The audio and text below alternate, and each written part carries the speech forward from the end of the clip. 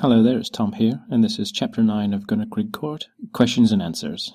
So this chapter was kind of an inelegant way of answering a few questions and revealing a few of the plot points that have been mentioned up to this point in the comic. And while it's not the most action-packed chapter, it does explain a few elements of Annie's background and reveal a few new developments.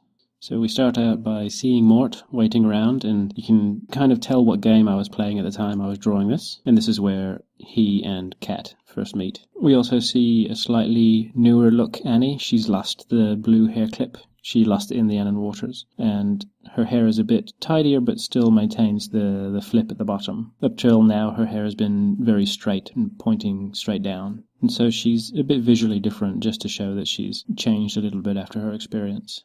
So Annie fills in Kat and Mort about what's going on, and Mort asks the question we've all been asking so far: what's the deal with all this voodoo? So Annie explains that when she lived in the hospital, she used to see spirits and creatures walking through the halls, and so did her mom, and she would even hang out with them, Mutt being one of them. And we see some of the creatures that she used to hang around with, like Nath and Hermes and this dude here, Anku, who will be back much later in the comic. And these are all creatures known as psychopomps, which are spirits that would guide the dead to the afterlife. Not creatures that would perform any sort of judgment, just beings that provide safe passage from one place to another. So it turns out that Annie has been able to see them and talk to them, which explains why she's not really bothered when some of the strange stuff in the court has been happening around her, and also a hint towards some of her latent abilities that might be expanded upon later.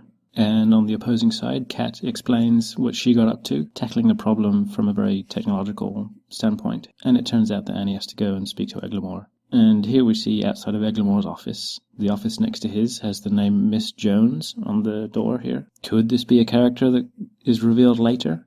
Yes, it is.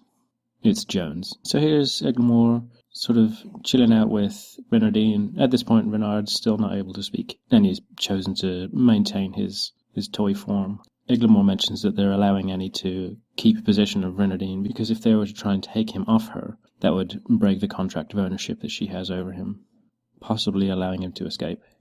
And the rest of the chapter is mainly these jerks yammering and blabbering about stuff, just sort of tying up a few questions, and in doing so raising a few new questions.